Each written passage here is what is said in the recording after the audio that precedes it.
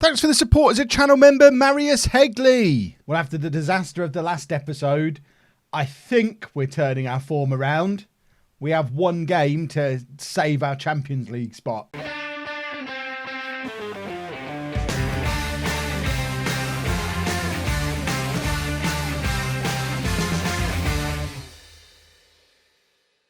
Hello and welcome to part 121 of Bourne Again. I'm Kevin. Coming up on today's episode, we have our final Champions League group game away against Atletico Madrid, and then we're away against Arsenal in the Premier League. Since you were last with me, we managed to lose against Brighton in the Premier League.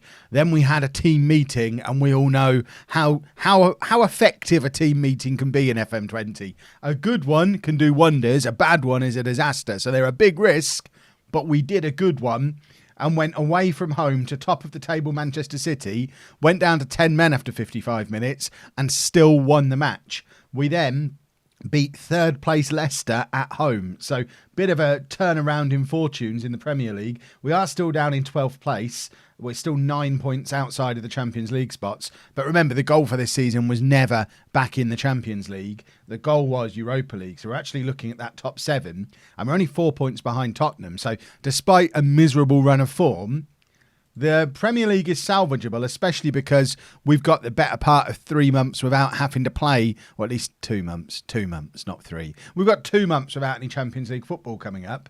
Well, 2 months without any European football. There might be 2 years without any Champions League football, depending on how this game goes. But we need good form in this run, and we could get ourselves right back in the mix in the league again, where we want to be. Champions League, I think we should be okay. We're top of the group, 3 points clear going into the final game, but the final game is against the team who are down in third place. What I need to do is check the rules. I mean, in fact, forget check the rules. If it's head-to-head, we beat Atletico 5-0. So as long as we don't lose 6-0, then we should be fine. Likewise, goal difference. We're 9 goals ahead of them on goal difference.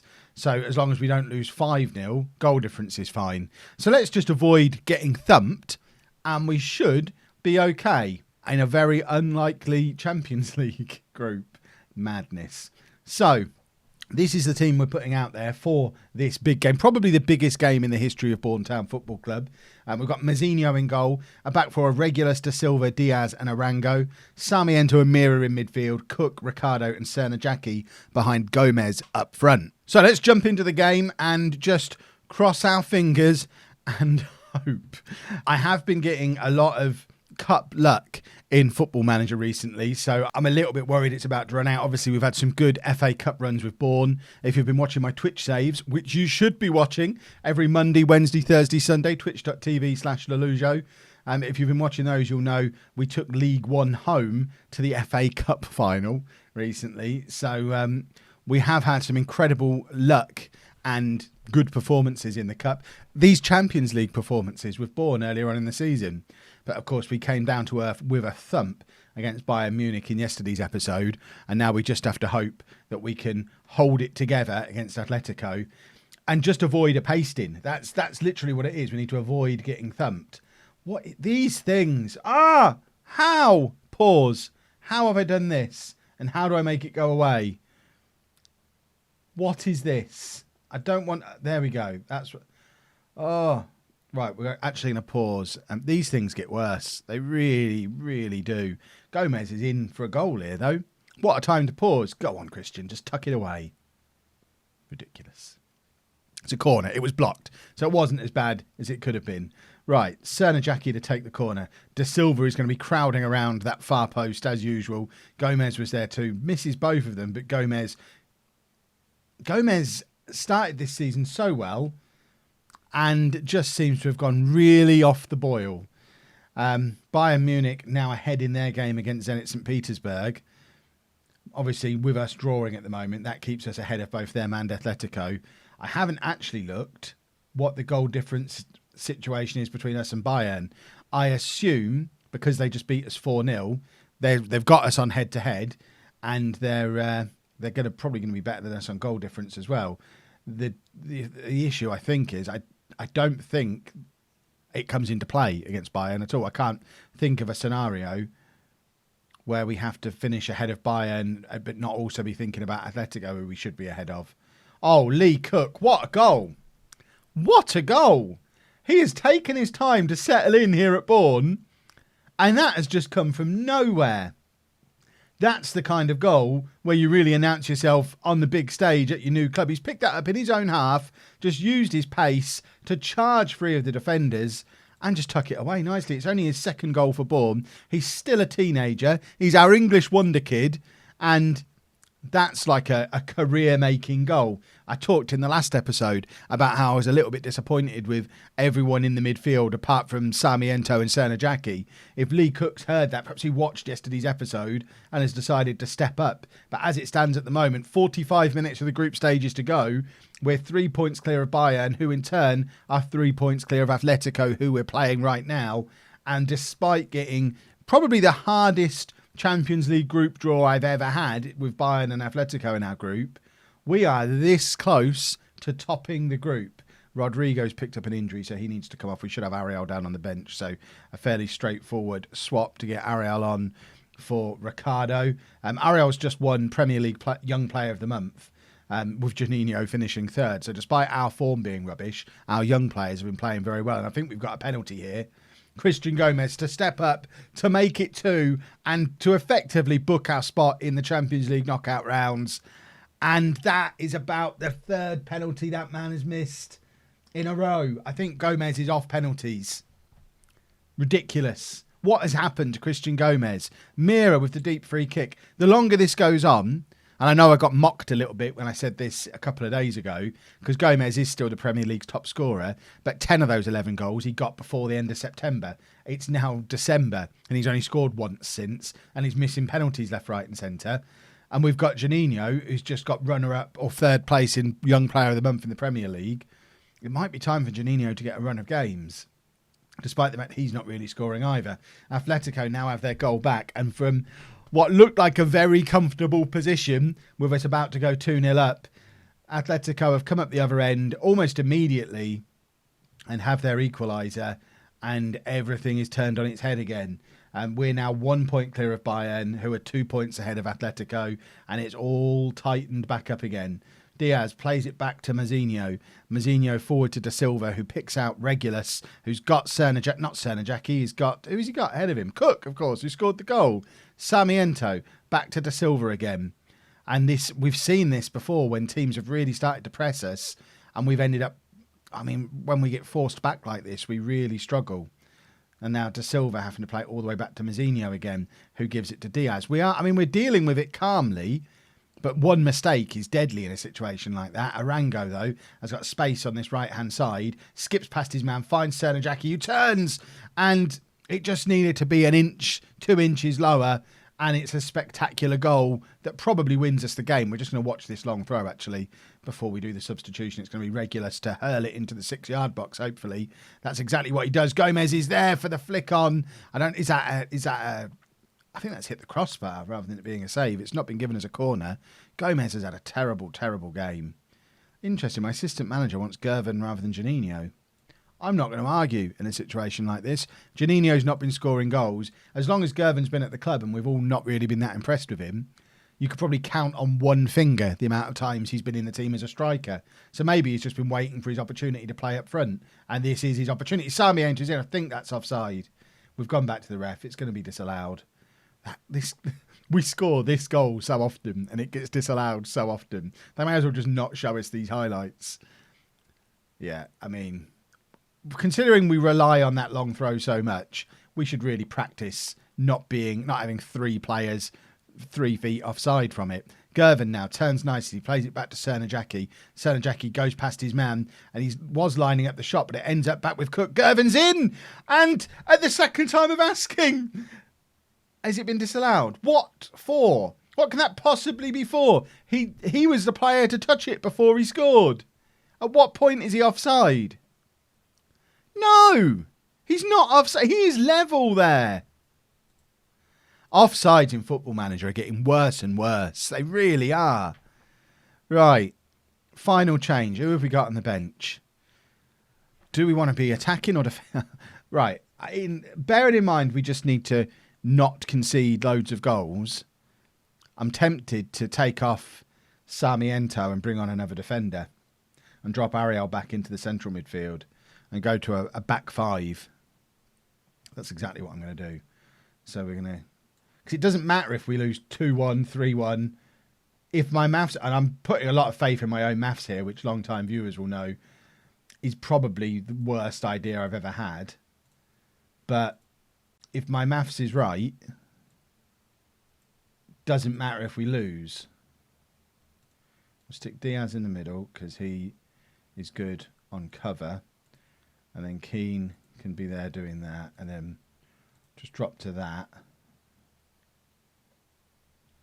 And then take tempo down a little bit. Put time wasting up a lot. Start playing for our lovely set pieces that we like so much. Drop the defensive line back a little bit. What have you become, Kev? You're a button clicker now. This is what the Streamer Showdown's done to me. It's another reason to check me out on Twitch, especially when I'm playing in the Streamer Showdown. I'm learning how to button click by osmosis. Now, that probably wasn't the best button clicking anyone's ever done, but I'm hoping it will be effective enough to just allow us to sneak through the rest of this tie. So Bayern do have us on goal difference, but we have Atletico and we've got them on the head-to-head, and it doesn't matter anyway because we're going to get the draw. We did smart European football. We came here, we got the draw, and we've won our group, which is a lot more than I was expecting to get out of this video when I finished recording yesterday's one, because I was miserable when that finished. And to let you behind the curtain a little bit, that was only about 3 hours ago. What a turnaround. My mood is controlled by this video game. That can't be healthy. Right, a couple of changes for the Arsenal game. Bellico coming in for Cernajacki, just A, to rest Cernajacki, B, to give Bellico a start against his former club. He's actually started playing quite well recently, or he had one good game anyway, which he single-handedly won us. It was that one against Leicester. So let's give him the opportunity to do it against his old club and prove a point to them. Ariel coming in for Ricardo, who's going to be out for the next month or so. I really toyed with the idea of putting Juninho or Gervin in ahead of Gomez, but we'll give Gomez another opportunity to... I mean, I think he's done enough over the last 2.5 years to earn the right to try and play through his poor form a little bit. He is still the Premier League's top scorer at the moment, after all. But if we have another really poor performance from Gomez, it's not like we don't have a queue of strikers ready to take over him. There might be another one coming in a couple of weeks, because Amlang is currently the top scorer in the Championship for Newcastle. We've just given him a new 5-year contract, and he might be getting recalled in January and being brought into this squad. Mira has just put us 1-0 up after 3 minutes. It's a bit of a sloppy goal for Arsenal to give away. Long throw, ball bobbling around a little bit, ends up with Cook, who crosses Mira, arriving late into the area. It's a tidy finish. A little bit unexpected as well. Arsenal, similar to Manchester United when we played them, are having a season where they're struggling a little bit. Considering we finished second last year, to have 10th, 11th and 12th as Arsenal, us, Man United, shows just how topsy-turvy this Premier League is this year. I mean, last year's runaway champions Liverpool, hovering on the verge of not being in a Champions League spot. Manchester City have come from nowhere, but Burnley and West Ham even more from nowhere. Burnley being up there in second place is, I would argue, almost as weird as us being up in second place this time last year, and we held on to it for the rest of the season. So be interesting to see if Burnley managed to do the same thing. And with there being a much smaller gap at the top than there was this time last year, they might even be warily looking upwards and daring to dream a little. Right, Ariel picks the ball up in midfield, plays it forward looking for Gomez, but it wasn't anywhere near him. It was a poor pass. Can't blame Gomez for that one. And Arsenal looking to get the move going again, but Mira with the tackle finds Bellico, the former Arsenal man, who can't get his run going. I can't get my words out. I'm as effective at getting my words out as he was at getting that move started there. But we've managed to keep the ball out. It was a good save from Mazzinho, who's, I mean, again, back in good form, Mazzinho, over the last few matches. Started to make some good saves again. But Arsenal are knocking the ball around nicely here, and we need somebody to get a tackle in. Looks like somebody did, because the highlight ended. Another long throw. It's Bellico with the header, and I think that's hit the top of the net rather than the woodwork. I think it was not quite as close as it maybe looked on first inspection. But either way, we are still leading as we head towards half-time. 24 points from 17 is a lot more comfortable than what were we before this little run. 15 from 14. So if we can hold on to this, we're suddenly starting to look in a much more comfortable position. We haven't held on to it. Offside referee. The ref's nowhere to be seen. Where's the linesman? Where's the VAR? Anytime. I feel like I'm asking for offsides every goal at the moment, but they do seem close. I mean, oh no, he's not. He's been kept on by whoever that is. De Silva. He's keeping him on. Okay, I'll let it off. We don't need to see this one. We've just analysed it ourselves on the normal replay. He was well onside. Let's not worry. What we do need to do is just regroup at half-time. Obviously, they've hit us with a little bit of a blow just before half-time there. But we do have Cernajacki, Juninho, Gervin all on the bench, who are players who could come on and potentially change things up a little bit for us. The draw puts Arsenal all the way up to 8th place. It's actually pretty tight in this chasing group. There's only 6 points between us and Tottenham up in 6th place. Arango just got himself sent off here. I mean, it is a big game after all, and we know Football Manager loves to do this. In a big game, we get a red card. Oh, it never stops frustrating. Right. We don't have a right back on the bench. Diaz is going to have to go out to right back. Ariel's going to have to come off. Henshaw can come on and play in there. So frustrating. And De Silva can drop back to be the cover defender, and you can just be a wing back. And now the whole plan has changed. A draw would be a good result now that we're down to 10 men. Although we did go to Manchester City and beat them with 10 men, thanks to a 92nd minute winner from Cernajacki. So let's get Cernajacki on, give him the opportunity to do that again. And you know what? We're going to bring Juninho on as well and give him a good 20-minute run out up front. And we're going to ask for 10 minutes of passion. And we're going to see if this shaken up front three can maybe offer us something a little bit different to what a very quiet front three was offering us before. Cernajacki plays it into Sarmiento, who's looking for Diaz, who's got really far forward on this right-hand side.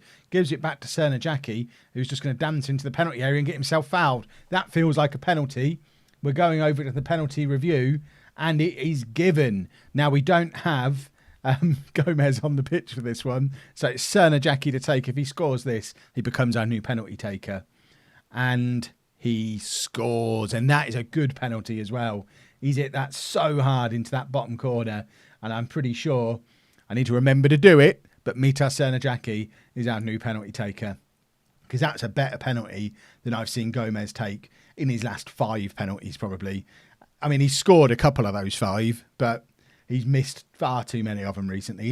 His confidence is shot, and I don't know why. He's still the top scorer in the league for the 3rd year in a row, but I wonder if he's worried seeing how good Juninho is getting behind him and how he's often getting substituted now when he wasn't before, or maybe the league have just figured him out after all this time. Mazinho has got, he's calmer than I would have been in that situation.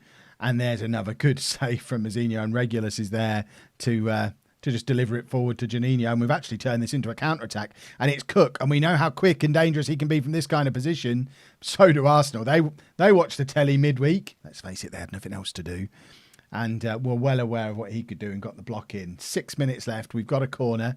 It's going to be Cernajacki to go across and take. We've got De Silva lurking as ever. He's the one who goes for it but can't quite win the header. He's 6'5". I don't know how he misses so many headers from these corners. He's another one who was much more threatening from set pieces last year. He seems to have he's still defending well, but it's just not much of a goal threat anymore. We might have to mix up our set piece instructions a little bit. But importantly, we have just won our 3rd Premier League game in a row, and that episode has gone about as well as it possibly could have. We're now on 24 points from 17 games. We're only 4 points behind Tottenham, only 3 points behind Chelsea, who are in 7th place. And it's really top 7 that we're aiming for this year. Plus, we have a Champions League draw. Do you know what? We'll do the Champions League draw before we go. Here we go then, Champions League draw time. Now, as group winners, that makes us a seeded team. So we're avoiding Arsenal, Dortmund, Liverpool, PSG, Barcelona, Napoli and Real Madrid. Potential opponents for us. In fact, not Bayern, because they were out of our group. Do we avoid the English teams still at this stage? Because Manchester United are in this unseeded group. So I'm presuming it's going to be one out of 6 from Juventus, Benfica, Hoffenheim, Lyon, Rangers, Valencia. Obviously, out of that group, we just want to avoid Juventus. If we can avoid Juventus, I think we'll probably be okay. Let's get the draw up and running. So Bayern, I don't think we can play. Non-league to legend clash there.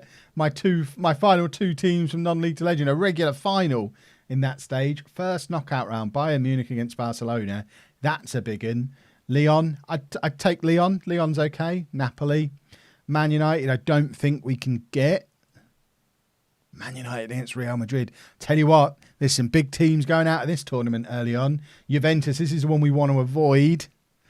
Take on Dortmund, another big clash. So potential opponents left for us. Hoffenheim, Benfica, Rangers, Valencia. I don't think I'm not afraid of any of them. Rangers play Liverpool. Benfica, Arsenal. Valencia, this is us because of the delay. Valencia play Bourne. Now, where are Valencia in La Liga? They're 4th. And, I mean, they're 15 points behind Atletico, who we've taken care of in the group stage. So I would like to think that is a draw that potentially gives us a route through to the next round. End of February we play that. So I think we'll probably come back for an episode before we get to that. Because that's really late. That's being played. Normally it's early February we play the first match. But we'll come back somewhere in here. And then you'll get that one Tuesday. We'll get Valencia. And we'll see how we get on in our first ever European campaign. It's continuing till at least the middle of March. Hooray! If you've enjoyed that, please make sure you leave a nice big thumbs up on there for me. Subscribe to the channel for daily Football Manager videos. And thank you very much for watching.